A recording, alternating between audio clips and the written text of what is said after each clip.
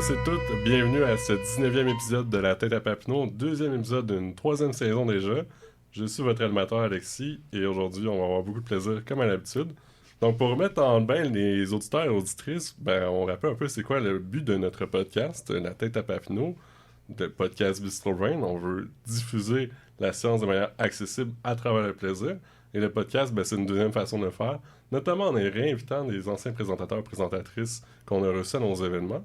Et en leur donnant une nouvelle tribune, en s'intéressant cette fois-ci un peu plus à leur parcours personnel, leur motivation, leur passion et intérêt. Et vous êtes le public cible, vous, chers auditeurs, auditrices, qui avez feu ardent en vous pour la curiosité intellectuelle et scientifique. Donc, on vous remercie encore une fois d'être là. On fait un petit retour également sur nos derniers événements depuis la publication de l'épisode 18, le 16 septembre. Donc, on a eu 3 événements. Premièrement, le 20 septembre, c'était le Démon de ton mythe à Montréal, donc pour commencer cette 3e programmation dans la métropole. Et cette fois-ci, on était au Petit Campus, une petite salle du Café Campus, si vous connaissez. On a reçu une trentaine de personnes et on a eu la chance d'entendre des gens parler de bactéries, de douance et d'architecture durable, même à la fin. Donc, très intéressant. Merci encore à ceux qui étaient là. Le 1er octobre, on a eu le pique-nique scientifique de la Journée de vulgarisation scientifique de Sherbrooke au Parc Jean-Cartier. Il y a eu 150 personnes qui étaient présentes. Il y a beaucoup de plaisir, jeux gonflables, des tacos, des présentations par affiche, des conférences principales. C'est un 3e rendez-vous pour cette édition. Et aujourd'hui, on est le 5 octobre en studio, mais on vous invite à écouter en rediffusion l'événement Biologie Molécule qui avait lieu au Bois-Québec à Sherbrooke. Donc, résumé de l'épisode aujourd'hui, on va avoir une chronique avec Maud Hamilton sur quoi exactement? Aujourd'hui, je vais vous parler des hobbits. Mais bon, pas tout à fait, mais on va y arriver. Parfait, on va y revenir. Et j'ai également à ma gauche Julie. Hello, hello. Moi, aujourd'hui, je vais faire une entrevue avec Zelda Museau, qui est ici, donc avec nous, notre invitée de la soirée. Salut Zelda, comment ça va? Allô, ça va très bien, merci. Donc, bienvenue parmi nous. Très content de t'avoir pour ce 19e épisode. Et on va enchaîner dès maintenant avec la chronique avec Maud. Donc, comme je l'ai déjà dit, aujourd'hui, je vais vous parler de nos cousins les hobbits. Les hobbits, c'est comme dans le Seigneur des Anneaux? Oui, mais même si ceux dont je vais vous parler ce soir tirent leur surnom de la célèbre œuvre de Tolkien, ils sont tous sauf fictifs. Je parle d'une autre espèce humaine qui a foulé la Terre il y a environ 100 000 à 50 000 années, l'Homo floresiensis. Mais avant d'entrer dans le vif du sujet, on va faire un petit quiz pour voir si vous connaissez bien votre évolution humaine. À tour de rôle, je vais vous demander de nommer une espèce humaine et la dernière personne à en nommer une va se mériter toute mon admiration. Un très grand prix. Un très grand prix. Donc, on va commencer par toi, Julie, puis Zelda et Alexis. L'Homo erectus. L'Homo sapiens. Yeah! Homo australopithèque? Oui, c'est pas un homo, mais c'est correct. C'est Australopithecus, c'est comme le premier. Mais en tout cas, ça compte, c'est bon. Yes, j'ai mon point. L'homme de Cro-Magnon? Cro-Magnonus, non? Non! Point. Désolé, l'évolution, c'est pas mon fort. Il y avait pas Homo habilis aussi, quelque part? Oui, oh yes, c'est bon. Je pense qu'on va s'arrêter là. Donc mais de toute façon, j'ai gagné. Oui, t'as gagné, Alice. Bravo. En tout cas, vous êtes pas mal bon. Mais pour vous mettre encore plus dans le bain avant de vous parler des hobbits, je vais faire un petit sommaire de l'évolution humaine. Donc, il y a 6 millions d'années, il n'y a pas trop longtemps comme vous voyez, nos ancêtres commençaient à faire leurs premiers pas sur leurs 2 jambes. On croit qu'ils ont commencé à se déplacer debout pour leur permettre de mieux survivre vers leur habitat. Avance rapide à 2,6 millions d'années, les premiers hommes auraient commencé à utiliser des outils, principalement des éclats de pierre pour couper de la viande par exemple. Ça a donc pris environ 3,5 millions d'années d'évolution pour commencer à utiliser des technologies aussi primitives qu'une roche aiguisée puisse paraître. Il y a 800 000 années, ils auraient découvert comment contrôler le feu et ça a amené à un changement, oui, au niveau de la diète, mais possiblement aussi au niveau de leur socialisation. Je suis certaine que ça peut vous dire quelque chose, jaser autour d'un feu, avoir du plaisir, boire une petite bière. Mais bien évidemment, ils buvaient pas vraiment de petite bière, là, mais bon. Même Julien, on fait des oui de la tête. Oh yeah!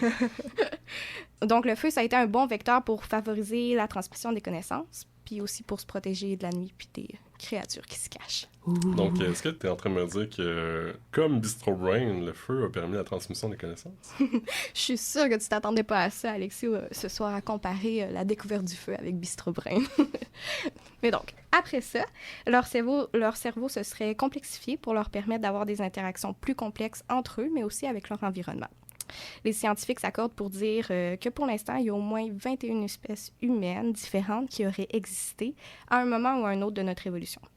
Par contre, il manque encore des bouts à notre histoire et donc possiblement de nouvelles espèces humaines qui permettraient de peindre un tableau plus exact de notre évolution. En tout cas, on a fait un bout de chemin depuis, hein? Et est-ce que tu aurais une suggestion de ressources pour que notre auditoire, si jamais ils veulent en savoir plus sur l'évolution humaine, puisse consulter? Oui, tu t'en doutes bien. Donc, si ça vous intéresse, je vous invite vraiment à consulter le site de l'Institut Smithsonian sur le sujet qui est vraiment complet. Puis moi, ce soir, je vais plus vous parler d'une autre espèce humaine. Bon, donc j'espère que ça vous a bien rafraîchi la mémoire, mais maintenant, je veux qu'on revienne à il y a 50 000 ans, au moment où la Terre était encore dans l'ère paléolithique. À cette époque, les mammouths étaient encore en vie et nos ancêtres, l'Homo sapiens, commençaient à migrer hors du continent africain. Il aurait existé à ce moment d'autres espèces humaines qui vivaient en parallèle. L'une de ces espèces, l'homme de Flores Homo floresiensis, ou de son surnom le Hobbit, a été découverte en 2003 en Indonésie sur l'île de Flores. Donc, j'imagine que ce nom-là de Hobbit, il vient pas de nulle part. Là. Peut-être qu'il y avait des ressemblances entre la créature de Tolkien puis celles qui ont découvert. Oui, donc selon les ossements qui ont été retrouvés, l'homme de Flores aurait mesuré environ 3 pieds 6. Pour notre auditoire français et pour Julie et Zelda ce soir, ça correspond à environ 1 mètre. C'est donc aussi grand qu'un enfant de 3-4 ans. En plus de leur petite stature, les proportions du reste de leur corps étaient aussi différentes de nous. Leurs membres inférieurs étaient petits en comparaison aux bras et aux pieds qui paraissaient plus larges. Ainsi, ils avaient de courtes jambes pour des bras et des pieds qui nous sembleraient disproportionnés. Les hanches et les épaules étaient aussi plus larges.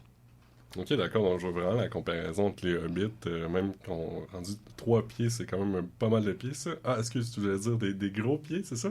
Donc, est-ce que leur usage était aussi différent? Oui. Puis aussi quelque chose à propos de leur crâne qui était étonnant. Donc, avec une stature comme ça, ce serait plutôt étonnant que l'homme de Flores ait un cerveau qui est aussi gros que le nôtre. Leur crâne était très petit. Leur boîte crânienne accueillait un cerveau d'environ 420 cm3 de volume. J'imagine que ça ne dit pas grand-chose comme ça, là, mais c'est un cerveau qui n'est pas plus grand que celui d'un nouveau-né, en gros. Donc, la première fois qu'on a découvert leur crâne, c'était tellement un petit crâne qu'on pensait que c'était un crâne d'enfant. À leur défense, à ce moment-là, c'était juste un fragment du crâne. Mais quand ils ont découvert le reste, toutes les dents d'adultes étaient présentes. Ça a permis de conclure qu'on avait réellement affaire à une espèce humaine adulte, de très petite taille, et pas à des enfants. La taille de leur cerveau était environ le tiers du nôtre. Pour vous donner une meilleure idée de ce à quoi ils ressemblent à part ça, ils avaient de larges dents pour la taille de leur visage, une arcade sourcilière prononcée, un menton presque non existant et un front qui était descendant. À partir de cette morphologie particulière, on peut déterminer qu'on partagerait des ancêtres communs avec l'homme de Flores. Mais ce serait un peu plus comme un cousin éloigné qui aurait évolué pendant un certain temps en parallèle avec l'Homo sapiens. En 2004, au moment de la publication de cette découverte, c'était plutôt controversé comme théorie. Et pourquoi ça exactement? Il faut savoir que de trouver des ossements aussi vieux dans cette région d'Asie, en plus sur une île qui est isolée, ça a été un choc. Alors, qu'en plus de ça, ce soit une toute autre espèce humaine qui n'avait pas encore été décrite, certains scientifiques se sont demandé si l'Homo floresiensis était vraiment une nouvelle branche de l'histoire de l'être humain. Est-ce que ce serait pas plutôt un Homo sapiens avec une maladie ou un problème de croissance? Quelque chose comme du nanisme peut-être? Par contre, depuis, les scientifiques semblent s'accorder pour dire que l'homme de Flores est réellement une espèce distincte de l'humain moderne. C'est pas clair encore comment l'Homo floresiensis est parenté à nous. On sait qu'il a des caractéristiques physiques qui s'apparentent aux australopithèques, que tu as mentionné plus tôt, Alexis, qui est donc une espèce humaine qui précède ce qu'on considère comme les premiers humains, là, donc du genre Homo. Mais il possède aussi certaines caractéristiques qui font penser aux Homo erectus, qui est une autre espèce humaine également mentionnée plus tôt. En résumé, oui, les Homo floresiensis semblent être une espèce humaine à part entière, mais exactement comment ils ont évolué, on ne le sait pas encore. Donc, il n'y a pas lieu de savoir s'il y a encore plus de similitudes avec le bit, c'est-à-dire en mangeant du pain elfique ou en faisant des jigs sur une table. Donc, malheureusement, on ne le saura sûrement jamais s'il faisait de la jig sur la table, mais les archéologues ont découvert des outils primitifs en pierre sur l'île de Flores. Donc, les Homo floresiensis semblaient tailler leurs outils en utilisant une pierre comme enclume et une autre pierre comme marteau. Après, du côté alimentation, il y a des ossements de stégodon, d'un genre d'éléphant maintenant éteint qui a été retrouvé près des hommes de Flores. Des ossements de dragons de Komodo et de rongeurs ont également été retrouvés. Une analyse combinée de leurs dents et de la découverte de ces ossements semblerait pointer vers une diète comportant de la viande crue et peut-être des plantes. Mais encore une fois, les trouvailles archéologiques nous renseignent pour le moment très peu sur leur mode de vie. Et est-ce qu'on sait si l'Homo sapiens côtoyait cette espèce humaine? Donc, les preuves semblent montrer que l'homme de Flores s'est éteint il y a 50 000 ans sur l'île de Flores. Et on a retrouvé des preuves qui montrent la présence d'Homo sapiens sur l'île il y a 46 000 ans. Est-ce que les deux espèces se sont croisées? Qu'est-ce qui a causé l'extinction d'Homo floresiensis? Aucune idée pour l'instant. Mais je trouve ça quand même fou de se dire que dans l'histoire de l'humanité, nos ancêtres n'étaient pas la seule espèce humaine sur Terre. On sait même avec certitude que certaines de ces espèces se sont côtoyées. Ah ouais, comment ça? Est-ce qu'on peut savoir ça? Ben facile, ils ont eu des enfants ensemble. Donc, les choses se passent. Ben oui! Si on regarde l'ADN des descendants non africains en ce moment, 2% de leur génome correspond aux Néandertaliens.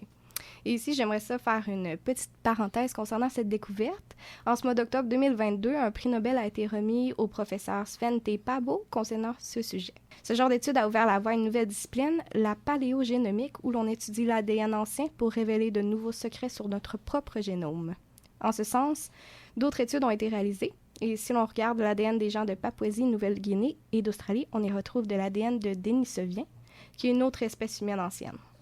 Parmi toutes les espèces humaines qui ont foulé la Terre, l'Homo sapiens, l'être humain moderne, a été le seul à survivre. La raison de sa survie est encore inconnue. Il y a plusieurs théories. Peut-être une question d'agressivité combinée à de la chance, la manière dont il socialisait avec les autres membres de son espèce. Mais jusqu'à preuve du contraire, l'Homo sapiens est la seule espèce à avoir survécu jusqu'à notre ère moderne. Comment ça, jusqu'à preuve du contraire, Maud? Est-ce qu'il y a une espèce inconnue qui se cacherait dans le fond d'une caverne? On raconte à ce jour sur l'île de Flores qu'une créature mi-homme, mi-singe, dont la description semblerait correspondre à l'Homo floresiensis, a été vue. Tu trouves pas que ça rappelle la légende du Bigfoot un peu? Un petit peu. Est-ce que c'est possible que l'homme de Flores soit toujours en vie? Aucune preuve tangible n'a été trouvée pour le moment. La vie d'Homo floresiensis reste un mystère, tout comme son extinction. Ben merci, Maud, pour cette fabuleuse chronique sur notre passé hominidé. Je sais pas si on avait des questions de la part de Julie, de Zelda, pour notre chroniqueuse de la soirée, Maud Hamilton. Oui, moi j'ai une question. Au bout d'un moment, tu disais que il y avait des différends à propos de la théorie du nanisme. Mais s'ils ont retrouvé plusieurs squelettes comme ça, comment ils peuvent dire « Ah non, c'était pas ça. Il me semble que le nanisme, ça va arriver à une personne, mais peut-être pas à toute la population. » Fait que si toute la population est comme ça, c'était quoi qu'ils en disaient? Ben en fait, c'est exactement ce que tu viens de dire, là. Vu qu'ils ont retrouvé plusieurs squelettes, ils ont pu établir que toute la population avait présenté cette morphologie-là, d'être plus petit et tout. Donc, pour ça, ils se disaient « Ah, ça peut pas être du nanisme ». Puis il y a aussi d'autres recherches qui ont été faites pour comparer à des maladies qu'on voit présentement, dont le nanisme, pour comparer le squelette et tout ça. Puis les proportions ne correspondent pas. Donc, par exemple, j'ai parlé du cerveau qui était très petit. Mais quelqu'un qui souffre de nanisme n'a pas un cerveau plus petit. Donc, ça, c'est un exemple de preuve qui a été utilisé pour mettre un peu de côté cette théorie. Julie, une question? Moi, c'est plus ou moins une question, mais dans le fond, là, la paléogénomique, c'était ça? Ouais. C'est pas mal ça qui sert à faire les tests d'ancêtres qu'on peut acheter dans le commerce, dans le fond. Ça, c'est une bonne question, je sais pas, mais tu sais, ça reste que tu vas regarder l'ADN, là, tu génotypes quelqu'un, sauf que là, c'est de l'ADN ancien, fait que ça doit se ressembler un peu au niveau de la technique. Ben merci Maud pour cette chronique encore une fois. Puis on vous invite à consulter les sources qui vont être dans les notes de l'épisode pour en savoir davantage sur le passé de la période paléolithique.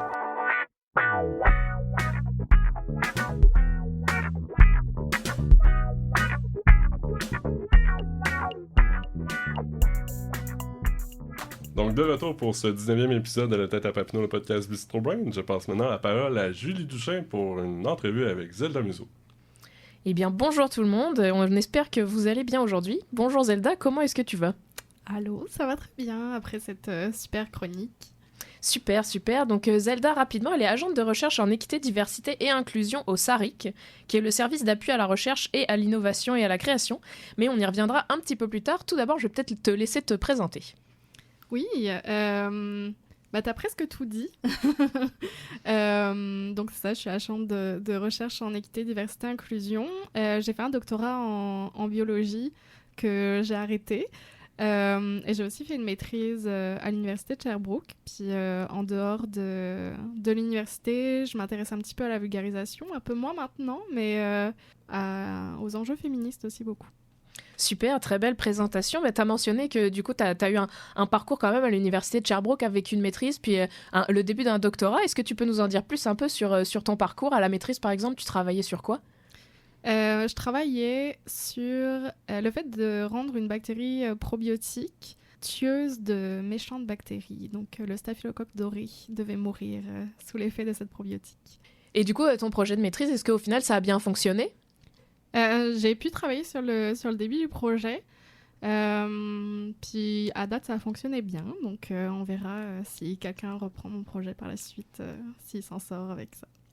Bah super, en tout cas, vraiment, vraiment super, super intéressant. Puis après, moi, je te connais aussi, comme tu l'as dit, là, tu as des intérêts de vulgarisation, puis je te connais un peu plus à travers ça. Et aussi, je pense que l'année dernière, ou en fin d'année de l'année passée, tu as participé à Map de Système, qui est un concours international, si je comprends bien. Est-ce que tu peux nous expliquer un peu qu'est-ce que c'est, et puis c'était quoi ton expérience, dans le fond, avec ce concours-là? Oui, donc Map the System, c'est un concours sur la pensée systémique.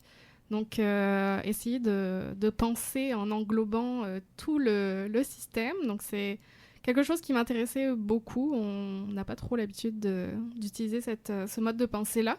Et donc, il y avait une étape à l'université, ensuite au Canada, puis international. Donc, nous, on allait jusqu'au final international en Angleterre. Beau voyage. Ouais, c'était vraiment cool. Puis on travaillait sur la santé mentale, en fait. On essayait de comprendre pourquoi il y a toujours de la stigmatisation chez les personnes qui ont dit des troubles de santé mentale, alors qu'on leur dit de parler tout le temps de leurs problèmes. Ah, c'est super intéressant. Est-ce que c'est un concours qui est focusé, mettons, qui est vraiment concentré sur des enjeux sociaux, ou est-ce que ça touche un peu tout, dans le fond, tous les domaines, ou c'est vraiment concentré sur les enjeux sociaux? Non, c'est vraiment des enjeux sociaux. Il y avait beaucoup sur les changements climatiques. C'est très d'actualité en ce moment. Effectivement. Qu'est-ce que tu devais faire pendant ce concours-là? Est-ce que c'était plus comme un concours d'éloquence où tu devais parler, ou alors c'était plus un rapport écrit sur le thème que tu avais choisi? Non, c'était pas juste parler. Il y avait un rapport écrit, puis beaucoup de représentations graphiques de nos résultats. Donc, c'était vraiment un travail de longue haleine sur plusieurs mois, puis qui nous a demandé beaucoup d'énergie, parce que c'était beaucoup de travail. Puis aussi, avec ma coéquipière, on parlait de personnel, en fait. Donc, mettre aussi à vue de tout le monde ce qu'on a à l'intérieur, ça aussi, c'était très prenant. Donc, c'était vraiment des mois intenses. Ouais, j'imagine. En tout cas, super compétition. Moi, je la connaissais pas du tout avant d'entendre parler de vous, justement, au mois de juin l'année dernière. Vraiment, vraiment super intéressant. Comme tu dis, on n'a vraiment pas l'habitude d'avoir ce genre de cadre de pensée plus systémique. Là, on est souvent beaucoup plus concentré sur notre propre intérêt, si on peut dire. Et du coup, après ça... Donc, comme tu le disais, tu as mis une pause et tu as arrêté ton doctorat en biologie. Et aujourd'hui, tu es donc agente de recherche en équité, diversité et inclusion. Qu'est-ce qui t'a amené à aller chercher ce poste-là? Dans le fond, c'est quoi tes intérêts? Oui, alors c'est vrai que c'est vraiment à part de la biologie. Mais je pense que j'ai construit un peu mon parcours tout le long de mon doctorat. Donc, je m'intéressais beaucoup à l'EDI, donc en allant à des comités, puis j'allais vraiment à beaucoup de conférences sur cette thématique-là. Le dernier comité que j'ai rejoint, c'est au CRSNG, donc pour le projet Dimension. Donc j'ai construit ça pendant que j'étais au doctorat. Puis au final, je me suis rendu compte que c'était ça qu'il fallait que je fasse. Donc maintenant j'y suis. Ouais, c'est super. Je trouve que c'est un très bel exemple aussi de à quel point les études graduées, tu sais, ça sert pas juste à avoir ton diplôme puis à faire tes études, encore une fois, dans un domaine qui est souvent très concentré, très pointu. Ça te permet surtout de te construire en tant que personne, dans le fond, là, de participer à plein de choses que tu n'aurais peut-être pas l'occasion de faire. Et au final, d'arriver à trouver un peu ta vocation, là, puis avoir un travail qui probablement est plus stimulant pour toi que ça ne l'aurait été de continuer un doctorat ou de poursuivre dans l'académique, par exemple. Et qu'est-ce que tu fais? Parce que moi, je me posais un peu la question, à savoir, agent de recherche en EDI, qu'est-ce que tu fais exactement? Ton day-to-day, il ressemble à quoi? Il n'y a pas vraiment de day-to-day, mais je fais beaucoup de réseautage, un peu de savoir à quelle porte toquer pour chaque projet. Puis j'essaye de challenger un peu qu'est-ce qu'on peut mettre en place de nouveau en EDI. Donc moi, c'est surtout l'EDI en recherche. Donc c'est aussi créer un appui pour les professeurs, notamment pour leurs demandes de subventions, parce que maintenant, il y a de plus en plus de parties EDI à remplir dans tes demandes de subventions. Ouais, effectivement, je connais ça de ma propre boss, effectivement, qui doit remplir aussi ce genre de demande-là. Ouais, c'est super, vraiment, vraiment intéressant. Ça fait combien de temps que t'es à ce poste aujourd'hui? Ça fait tellement peu de temps. Ça fait à peine un mois, je pense, que j'y suis, mais ça me plaît beaucoup. Ah, bah c'est parfait, super si ça te plaît comme ça. Puis je vais terminer ton entrevue par la question qu'on pose pas mal à tout le monde. On a compris que tu en avais fait un petit peu de la vulgarisation scientifique dans tes précédentes expériences. C'est quoi pour toi la place que devrait avoir la vulgarisation scientifique dans la société d'aujourd'hui? Une place plus importante que ce qu'elle a maintenant. Puis ben, je pense que c'est ça que vous faites. Vous essayez de faire, puis en fait, vous réussissez. Là. Parce que les gens ne savent pas forcément dans le public général ce qu'on fait, notamment en sciences, on le fait pour l'humain, mais les gens ne savent pas ce qu'on fait. Puis je pense qu'ils ont envie de comprendre de façon claire et synthétique. Donc, pour moi, c'est de plus en plus important. Puis, en plus, on l'a vu avec le Covid, à quel point c'est important d'avoir les bonnes explications, en fait. Tout à fait. Ben, encore une fois, on est très d'accord avec ça. Je pense que ça fait beaucoup écho à notre mission aussi, puis à la mission que Bistro Brain et que ce podcast aussi s'est fixé. Mais super, c'est vraiment, vraiment super intéressant. Merci beaucoup, Zelda, d'avoir partagé ton parcours avec nous aujourd'hui. J'espère que tu as apprécié l'expérience et qu'on te reverra dans un prochain épisode, peut-être. Oui, merci. Merci beaucoup, Julie, pour l'entrevue et également Zelda, notre invitée spéciale pour ce soir. On fait la clôture de ce 19e épisode déjà avec des remerciements. Donc, merci à vous, chers auditeurs, auditrices, d'être au poste. On ne sait pas particulièrement qui vous êtes, mais on vous voit dans nos statistiques et ça vient vraiment amener de la chaleur à notre cœur. Merci aussi à l'équipe présente pour l'enregistrement et à notre invité spécial, encore une fois, Zelda. On vous invite également à nos prochains événements d'ici le prochain épisode. Qui va être publié le 11 novembre. Donc, du 8 octobre, 6 à 8, le cerveau dans tous ses états à Montréal, au Petit Campus. Et ça sera également diffusé en ligne. Le 26 octobre, c'est notre lancement à Trois-Rivières avec un événement Démontre ton mythe à Chasse-Galerie en collaboration avec l'ACFAS et en parallèle des Journées de la relève en recherche de l'ACFAS. Et évidemment, on revient à Sherbrooke le 9 novembre pour un 5 à 7 Technologie du futur au Boquet-Bière. Donc, encore une fois, on vous invite à partager la bonne nouvelle du podcast Tête à Papineau et inviter un ami à venir prêter l'oreille pour nous écouter. On vous souhaite une très bonne soirée et au plaisir! Bye bye!